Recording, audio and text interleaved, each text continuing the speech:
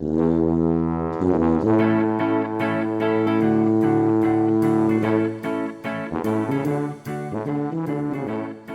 everybody, welcome to the Double Stuff Podcast. We are double the host, double the topics, and double the fun. I'm Sarah. I'm Alan.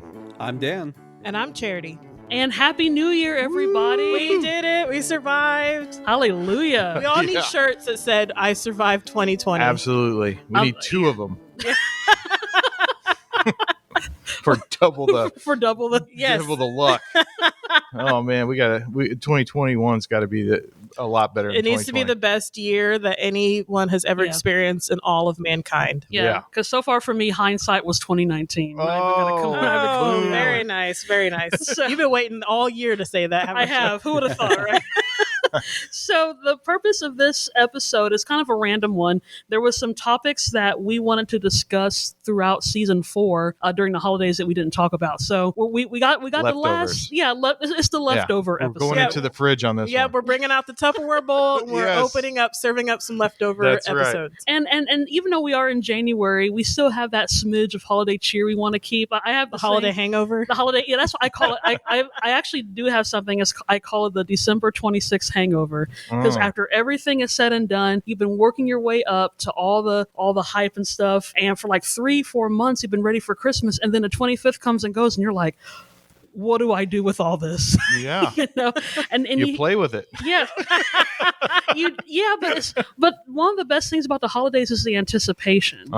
And that's why you got to start working up your Christmas for the next year. So we figure we're riding on the Christmas fumes, and we're going to do some last minute stuff. I like it. So on one of the Christmas episodes, we didn't get a chance to talk about Alan's disdain for eggnog. So go ahead and talk about that. Oh, we can talk about this. So as we all, I don't know if you guys grew up with having eggnog. We didn't really have it that much at our house. And I figured out why, because, you get a little bit older and you want to try out eggnog, and maybe it's been so long since you've had it. You've forgotten what it tastes like. So, this was probably pretty early in our marriage. We decided that we didn't have kids yet, so we decided we were going to have eggnog. And I can't remember a proper liquor to put into eggnog, and maybe I didn't get it. I thought it was brandy. But if you're drunk enough, it doesn't matter, I guess. Oh, well, but brandy's so gross anyway. And then you put it into another gross object, such as eggnog, and then you have double grossness. I don't know. That was my last stint with eggnog. But every year, my girls now, they're like, yay, let's get some eggnog. I'm like, you guys don't like it. We like it. We love it. You don't like it. We'll get some eggnog. Okay, we'll get some. Take a sip. Ew. Yeah, that's a sipper. And then it goes right down the drain. Same with ginger beer. Ginger beer is the same way. Every fall, they're like, let's get some ginger beer. I'm like, you guys don't like it. Yeah, we love it. You don't. Come on, Dad, let's get some ginger beer. Get some ginger beer. It's a sipper, and it goes right down the drain. It's a sipper. Is that what you say in your house? That's what my youngest always said. She takes a drink. That's a sipper. That's a very nice, politically correct way of saying this stuff is nasty. Nasty, and I don't want it. Have you had eggnog, Dan? Yeah, we didn't have it really growing up as well, but my wife likes it, and we started drinking some, non-dairy versions of it. And I think the way that I heard of it was eggnog and rum. So I like it with that, and a little nutmeg. So I think it's good. Yeah, I like it. I don't have as strong of feelings as Alan does. Well, but you had also said that your wife kind of flirts with the idea of with the coffee creamer. So it's like an eggnog creamer, or is it full on eggnog? We have full on. I mean, we have a silk version, but it's full on eggnog. Absolutely. And, I'll have a glass. I mean, it's not like the pinnacle of the holiday season that I look forward to every year, but I'm all like, oh, yeah, I see it in the store and I go, yeah, I like eggnog. It's good. Well, that's the thing, right? It's that marketing. It's the seasonal marketing that gets you. It's the lampoon. It's when Chevy Chase is scooping it up in the Moose Crystal. He's like, it's good. It's good. It's good. And everybody's watching like, no, it's not. But he's also losing his mind at that time. I think that's also the same thing, the same preconceived ideas with a fruitcake, which I've never had fruitcake. Right. But you always hear the things like, oh, it's going to survive the apocalypse, and everyone, doomsday will come and the fruitcake will still be sitting making a doorstop at grandma's house. That's Twinkies. I think it's having I think it's coming back though. I think that there's a resurgence of people that are enjoying fruitcake now? I think because people are probably making it correctly. Now, you could have Grandma Bessie's recipe that was great in the Great Depression, but it was probably gross, but they ate it because that's all they had. But now it's like, okay, we have like cooking videos and like That's Instagram true. pages and TikTok, So it's like a fruitcake light. Another light thing that we're going to have on our show. It's another way of actually making it correctly, Okay. and so that way it actually tastes good. I see. Okay. Well, Yeah, possibly. But going back to typical eggnog, I never had eggnog until I was in high school and it was at a party, but it was store-bought and it was gross. So I know there's probably a difference between homemade and store-bought, but I've only had store-bought and it was very nasty. So there's a recipe that goes to with it? Well, there'd have to be. I'm not sure. What's nog? What's a nog? Yeah, I'm going to say, what's a nog? I know what eggs are. It's Show me gotta what be a like nog is. it's got to be like an old English kind of a thing or something like that. So like, if you're an old Englishman, write to us. And how do we preserve this rancid milk? Let's throw some spice in it and call it nog. But you have to say it with an accent. Oh, yeah, I want with to a say an nog. accent with an accent. He does have an accent, just ain't British. That's right. Sorry, England. Sorry, England. We haven't apologized to a country in a while. No. So that's our issues with eggnog. We'll go ahead and switch over to Charity's thing. And we were talking about shows and stuff that we used to grow up watching for Christmas. Charity wanted to talk about the Polar Express. Oh, so yeah. go ahead and talk about that. Yeah, so I remember the Polar Express, first of all, from the book being read to us in class. I think this was second grade. And so I grew up, I loved that story. Our teacher turned off the lights and there was Christmas lights on and she had us have our head down so that we can imagine a story. Okay. And then we put our heads up. There was a little jingle bell on our table. So it was like Santa cake, even though I totally heard the teacher drop it. But yeah, so that was fun. And so I was very excited when the movie came out. Was that 2013, 2012, something? Let's see. I think it was more. No, yeah, it was like. Was it older than that? No, it's like 2011. 2011? I was like, it's fact gotta be check me about 10 because years I ago. remember going in the theater to see it with my then oldest, and I don't think we were pregnant with our second at that time. So we were just one child. So it'd have to be either 2010 or 2011. Yeah, I'm That was thinking, way too much information on trying to get to that. Oh my gosh. Wait, this says 2004. Is it I was really that I was going to say, I was no way. because I was like, didn't the it come? Tom Hanks one? Yeah. Because I was like, didn't it come out around the same time as The Incredibles? The Incredibles came I out saw it in the 2004. theater though. Well, no, but they did re-release it, right? the 3D version, I think. No, because that is Robert Zemeckis, right, who directed it, and that was when he was in his whole let's do a bunch of CG stuff, so like Beowulf and stuff like that. But this was the first one, so yeah, it's early 2000s makes a lot of sense. Okay, because I was going to say 2004. Because, like I said, I thought it was around the same time The Incredibles came out. Because I was like, we went to the theater So twice. we had just moved to Kansas. We'd only been in Kansas for about a year. Yeah. Anyway, that was a very long tangent. Again, Because another we tangent. don't know the day that or the time Polar Express came out. We're like the old couple that's arguing over dates without even telling the That story. one guy, he played Woody in Toy Exactly. Story.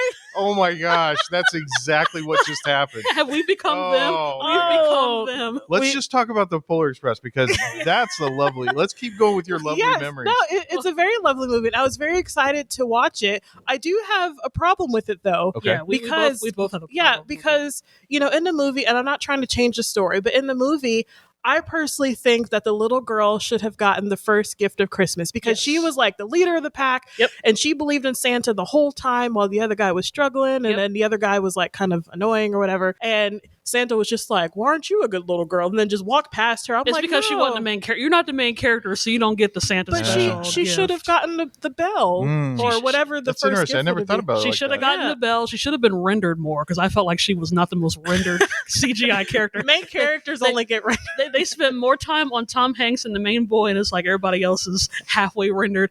They'll do. Well, Tom Hanks was like everybody but the little boy. He was probably the little girl too. I don't know. He played all the roles. And the other issue I had with that movie was the little boy that kept getting passed over or whatever until he finally got aboard the Polar Express, and I kind of felt bad for his character because it was like in the song it was like what Santa kept passing I him guess by. that Santa's busy because he's never been around. That part. I was So, just like, Wow. Yeah. I can sing along with the. I won't. But I could sing all the songs. It's very sad because I'm like, okay, Santa's supposed to be supposedly helping all the girls and boys in the world. He should have known who that kid was. Why didn't he get a gift? Was he not on the nice list? And or somehow he didn't make it to the local register of children born in the world. I must fall asleep. This must all happen. Did you go into dad mode and you're like, this is a great movie? Zonk out. I'm like, this is an awesome movie. So that's the issue we have because we're like, it seems in that movie Santa's a little on the fickle side. He's kind of picking favorites, and that's not really supposed to be his character, at least as opposed to other random Santas you see in movies. So that always brings us like, what about all the other kids that wanted to get these, I want a pony for Christmas. And it's like, what's this? A piece of bubble gum? Well, Santa's really busy. That's actually a thing I've seen on Facebook. They were saying like gifts from Santa should be low-key gifts. Okay. Kids don't know how to be low-key. Well, no, they want the big stuff. No, I'm saying like a kid can show up at school and be like, Santa gave me an iPad, and then another kid is like, Santa gave me socks. And it sounds like Santa likes, this favoritism. guy. Mm-hmm. Yeah, and so Santa should be in charge of the low-key gifts, and then the parents can do the big stuff. Okay. Or the parents can be in charge of both gifts and be like, hey, guess what daddy got you for Christmas? Because if Santa worked 3 and 4 jobs like our dad did, then maybe I'll give Santa credit for getting the gifts. But I know my dad worked 3 and 4 jobs to get that gift. So I know 100% my dad got me those gifts. Yeah. I want to see those Santa receipts. So that's my practical view of that. Okay. On how Santa goes. Well, I like Polar Express, and we've actually have done a Polar Express experience. There's one in the northeast part of Kansas. They're all over. I think that you were talking about like there's even international. They're talking about there was a video. Where was it? It was like Sweden or Germany or something. Oh yeah, but they had like a whole like winter train extravaganza. Yes. And I've heard of those.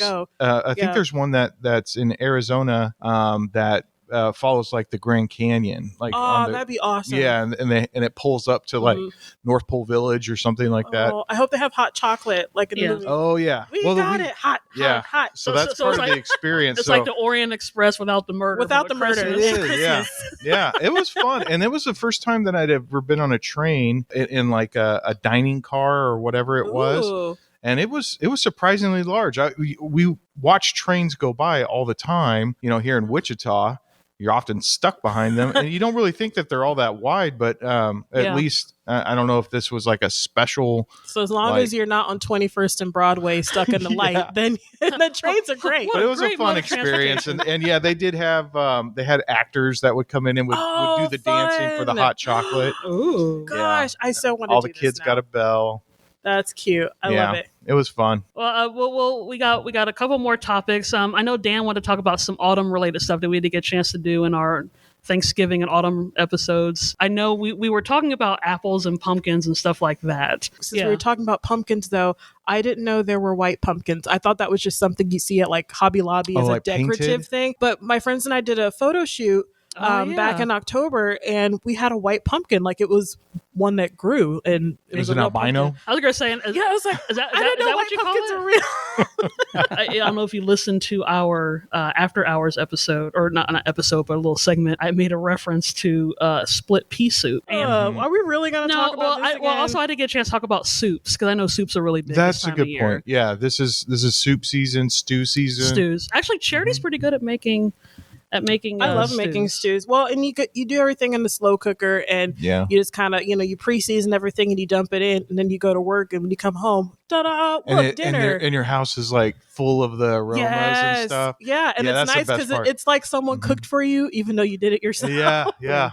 And I don't know. I guess it's just during like the autumn season or just when it gets cold and stuff. I like chili a lot. I know it's not really like an autumn type of you think like butternut squash or something like that. But yeah, I just like I like those. I mean, it's kind of like what you were saying that you can just throw everything into a slow cooker and then it just smells really good. And unless it sits in the refrigerator for like 3 days, it never tastes quite as good. I don't think out of the slow cooker as it does those leftovers. Well, but with chili though, it has the ability to kind of like marinate itself. kind of enhance the further it goes. So I think it's one of those rarities where it's a food that you can make. It's delicious the night you make it. It's delicious the day afterward for leftovers. And then, like you said, as long as it doesn't go too long, what's the lifespan of chili? I usually eat it up before it's gone. It usually doesn't last long in our house. True. Yeah. And you can freeze it too. So I'll make a big pot. Oh, yeah? And then serve it up, have some for leftovers, and then the other half, put it in a big like Ziploc quart size or whatever, gallon size, and then throw it in the freezer. Get your chili blocks. Oh, yeah. No, I like my chili a little bit spicy. I think that makes it so yummy. I tried a different recipe last year, and it was all like a homemade, stuff, but it had coffee, like instant coffee in it. And I thought it was weird. So I went ahead and tried it out, and there was a bunch of other flavors to it. It had a little bit of a sweetness before the spice kicked in. And it was really unique. I gotta try to make it again when it's not 80 degrees out. So you brewed the coffee, or you put the coffee No, you just put coffee grounds in it. It was just instant coffee grounds, and it just called for like a small amount, like maybe a tablespoon or two, I think, in like the whole pot. I was really skeptical, and I tried it, and it was really good. My grandfather used to have, part of the holidays, I can't remember if it was a Christmas tradition or something, maybe it was Christmas Day, and he made a chili one year that was just fantastic. And it had a little bit of sweetness, like what you were talking about. And what I found out was apparently he had run out of pinto beans. And so he threw in like a can of Bush's like barbecue baked beans. Okay. And so it added a little bit of sweetness. And I was like, this is really good. And then from the rest of the and then as years go by. That's right. Well, he remembered that. And so he would make a little pot. I don't know if it was just for me or from then on, that's how he made the chili, but it was really good. But we also had a New Year's, speaking of New Year's tradition. Yes. And it was more of a German tradition, but it was beer rock. And I don't know if you guys have ever had beer rocks before. Yeah, which is like a German empanada or something, meat pie with cabbage, like seasoned beef rolled up in like a little dumpling, and it was just a handheld Hot Pocket. It was so good. Actually, my grandma would make that. That was great. Is your grandma German? I don't know. She's something, but she makes a great German dish. She was something. Yeah. Makes good beer rock. Yeah. We went to school in Hayes, and they have Oktoberfest there. So it's just nothing but like German celebration. And beer rocks were a great pairing when you're walking around in the heat of October with a beer. Yeah, absolutely. And they sell them at the Dillon's counter too. I think they make them in Yoder or something. You can get them pre-made. Yeah. Which was one of the reasons why it was a 1 year only kind of treat, because they take so long to make. The only thing I don't like about it is that there's cabbage in it. I don't like cabbage. Well, we're learning about. You're not invited. Rude. What happened to the Christmas spirit we just celebrated? 2021. It's January now. Forget dropping that. some reality. You are not invited to the party. That's right. I mean, cabbage does make you gassy, so that might be a good thing that none of us ate any before we recorded the show today, just to avoid that. But before we get to the end, since we did officially hit New Year's, okay. How do you guys celebrate New Year's? Do you actually go anywhere for the countdown? Do you stay at home? Oh yeah. Go to some kind of party? Well, you got the Rose Bowl, and you got the parade, then you got the game. So you basically just stay at home and watch all the festivities, kind of thing. Yeah, pretty much.